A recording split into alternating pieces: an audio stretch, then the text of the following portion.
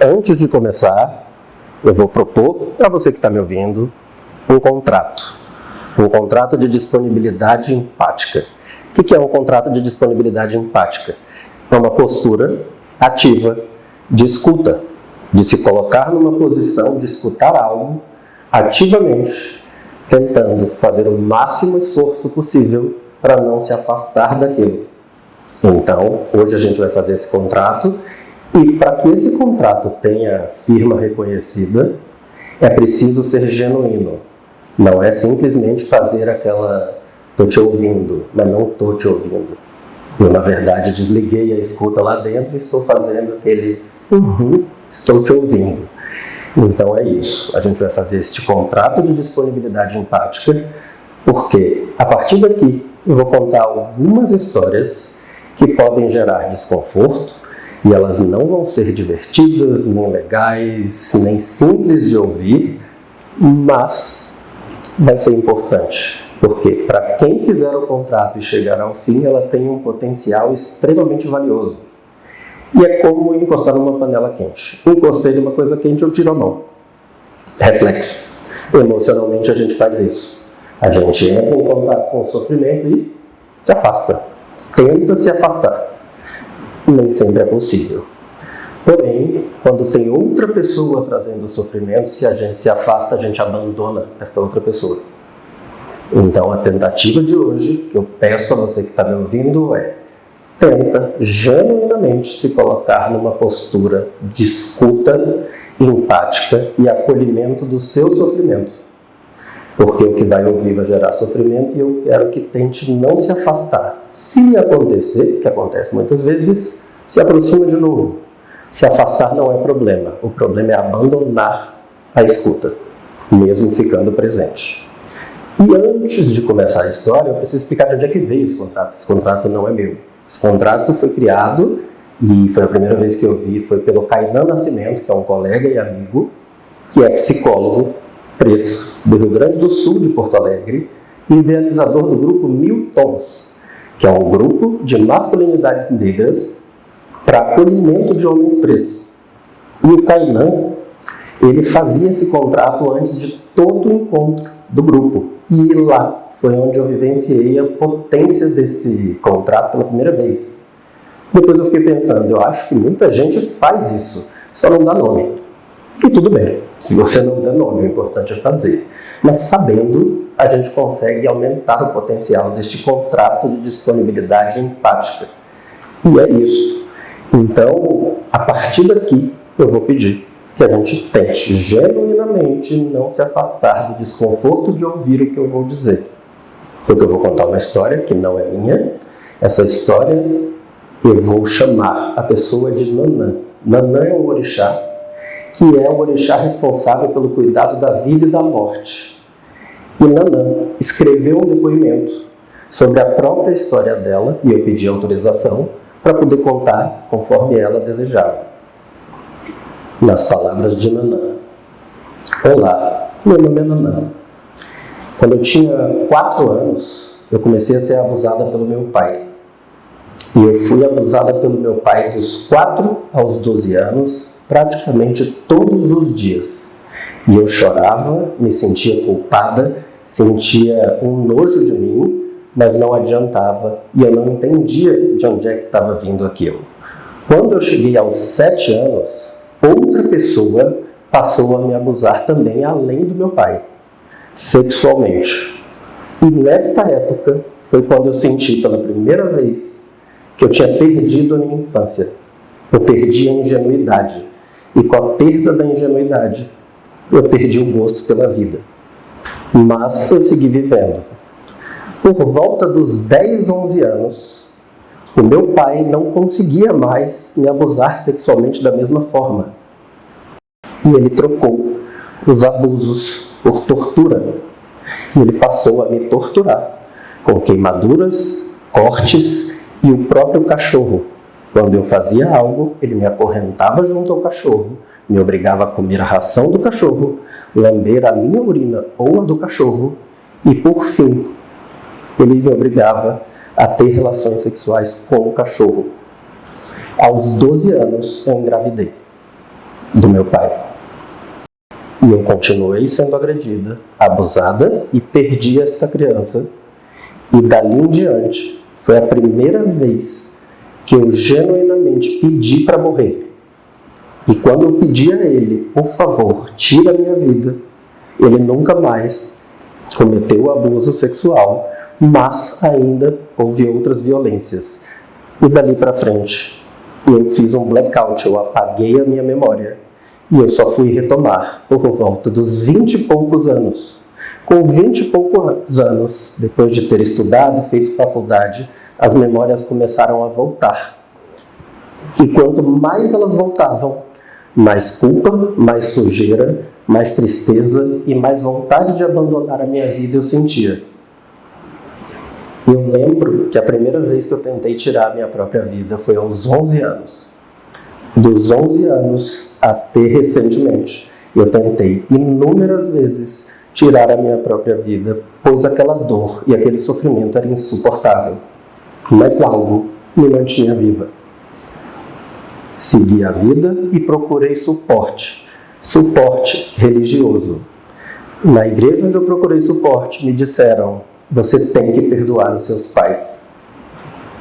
E eu quase enlouqueci, porque eu sentia que era impossível e eu não queria perdoar os meus pais. E eu não consegui lidar com aquilo e segui procurando ajuda. Procurei suporte psicológico. A psicóloga me sugeriu uma tarefa: escreva ou diga 1000 vezes que você perdoou os seus pais e assim você vai poder seguir em frente. Mais uma vez, eu me senti dilacerada, suja, culpada, todas as vezes que eu escrevi essa frase: eu preciso perdoar os meus pais. E eu segui procurando, quase desistindo, e alguns anos atrás apareceu uma pessoa. E esta pessoa foi que me trouxe a sensação de que eu podia confiar em alguém pela primeira vez na vida. Eu vou chamar ela de Iemanjá, pois Iemanjá é o orixá das águas, a Iabá das Iabás, a mãe de todas as mães. E Iemanjá disse: eu acredito em você. E ela trouxe que isso foi uma das coisas mais potentes que ela já ouviu, por ter alguém que acreditava no sofrimento dela. E ela se sentiu apoiada, cuidada, e Iemanjá passou, daí em diante, a acompanhar Nanã no cuidado, nos tratamentos, nas consultas, tudo que era necessário, como amigas e também como suporte. Porém, Iemanjá não sabia como resolver as feridas que Nanã tinha. Ela tentava, mas não era capaz. Nanã procurou outros psicólogos e psicólogas, procurou psiquiatras, demorou mais cerca de 2 anos, até 2021, para ela procurar um psiquiatra. E achando alguns psiquiatras, ela disse: eu não consigo contar a minha história inteira, porque eu tenho medo. Eu tenho medo de ser julgada, eu tenho medo de me sentir suja e eu tenho medo de ser violentada de novo. E o retorno que ela recebia é: então eu não posso te ajudar. E como ela não podia ser plenamente ajudada, tratavam os sintomas. Ou se tentava adivinhar o diagnóstico, já que ela não contava a história inteira. E assim ela foi seguindo, de tratamento em tratamento, algumas internações e, nas palavras de Nanã, até que finalmente, por muita insistência de Iemanjá, eu encontrei um psiquiatra em que eu me senti acolhida e não me senti julgada. E que pela primeira vez eu me dispus a tentar contar a minha história inteira. E eu vou contar para vocês, e especialmente para quem se comprometeu com esse contrato, é muito difícil ouvir essa história. É muito difícil ouvir essa história inteira. Foram várias conversas para ouvir toda essa história. E era muita dor. Porém, fomos conversando. E nas palavras de Nanã, dessa vez o tratamento funcionou. E em pouco tempo eu senti que alguma coisa ia melhorando dentro de mim. Mas ainda assim eu não tinha vontade de viver. E passando o tempo, Nanã conta, há cerca de menos de 1 ano, que ela teve a primeira vez na vida a sensação de que podia e merecia estar viva. E ela conta: eu, um dia, estava no acampamento da igreja onde eu congrego e chegou uma mulher que contou que foi vítima de violência sexual. E eu me coloquei na disposição de dar suporte a ela. E quanto mais ela contava a história dela, mais curado eu me sentia.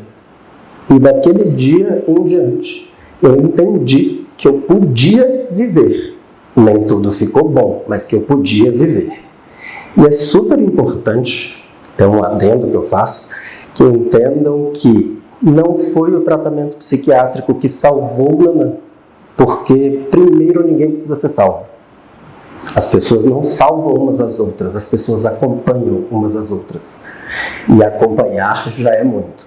Porém, sem Iemanjá e aquela mão que disse assim, vamos procurar juntas, ela jamais teria chegado até um tratamento que pudesse, de fato, curar aquelas feridas, que parecia, para mim, inclusive, inimaginavelmente curáveis. Não era possível ouvir aquilo. E ela diz que, dali em diante, ela retomou o desejo de viver e viver como ela nunca tinha vivido. Nos próximos 20, 30, 40, 50 anos, quanto fosse possível, ela queria viver. E ela diz, eu sinto que eu posso ser amada por quem eu sou. E isso é o recado que ela deixou na frase final, que é, acreditem, é possível sobreviver e mais, é possível viver. É possível encontrar alguém que te ame por quem você é. E é possível, existem pessoas dispostas, mas é muito difícil. É preciso coragem para acompanhar alguém com tanta dor nesse caminho. E essa é a história que Nanã me contou ao longo do tempo e me permitiu trazer para vocês o que eu acho que é grandioso, que possa ser dividido isso. E além disso, entram outras questões que são importantes e é quase uma confusão comum, que é, então quer dizer que se eu não tivesse um psiquiatra ela não melhoraria? Não sei. Eu realmente não sei. Mas muita gente não tem a capacitação em saúde mental. E tudo bem. Mas pode ser a mão, como Iemanjá. O que é preciso? Contrato de disponibilidade empática, genuína. Quando ouvir a dor, segura. Se afastar, volta. Pode demorar um dia, uma semana ou um mês, mas volta. E aguenta, sem saber o que está acontecendo. E tenta achar um caminho. Às vezes a mão que aponta o caminho é tão ou mais importante do que aquela que acompanha. E aí eu vou contar uma outra história, e para quem está segurando o ar, fica tranquilo, não chega nem perto dessa, que é a minha. Quando eu tinha 15 para 16 anos, estou eu no meu ensino médio, provas de redação tirando nota ruim. Mas eu me achava poeta. E as notas ruins, uma atrás da outra. Até que um professor de redação falou, Lucas, você escreve bem, sabia? O conteúdo do que você escreve é bom, mas a forma está meio ruimzinha. Você põe poema e dissertação, não pode. E aí eu falei, né? Então tá. Só que naquele momento eu me lembro da sensação, eu estava quase desistindo de escrever. Eu tinha certeza que eu escrevia mal. Porque como é que eu, poeta, escrevendo um monte de coisa, tirava 4 de 10, 6, recuperação e redação, que poeta é esse? Pois é que o texto não tinha ordem, mas tinha conteúdo. Até então nenhum professor parou para fazer isso. E esse professor fez uma proposta. Quer aprender a escrever? Eu te ajudo, vai me trazendo textos. E a gente vai melhorando a sua escrita. Ele é meu amigo pessoal até hoje, e eu aprendi muito a escrever. E cheguei, em 2021, a ser finalista do Prêmio Jabuti de Literatura, que eu ainda não acredito muito que aconteceu, mas aconteceu. E talvez eu tivesse desistido lá atrás e engavetado todos os meus poemas, mas teve uma mão, como a de Iemanjá, que chegou e disse, bora? Dá para tentar. Eu sei por onde, só que essa era a mesma mão que sabia o caminho, e me ajudou. E assim, as coisas foram acontecendo, e eu sou extremamente grato, porque hoje eu posso retribuir a ele e outras pessoas, como a mão que acompanha alguém com o que eu sei fazer de melhor, que é fofoca. Eu sou fofoqueiro. Eu sou um fofoqueiro institucionalizado, com capacitação em escuta empática, vulgo psiquiatria e psicanálise transcultural, ou seja, no Brasil. E isso que eu trouxe é importante para que a gente sempre se lembre do que diz a filosofia Banto africana, que é Ubuntu. Eu só sou o que eu sou, porque nós somos. Obrigado.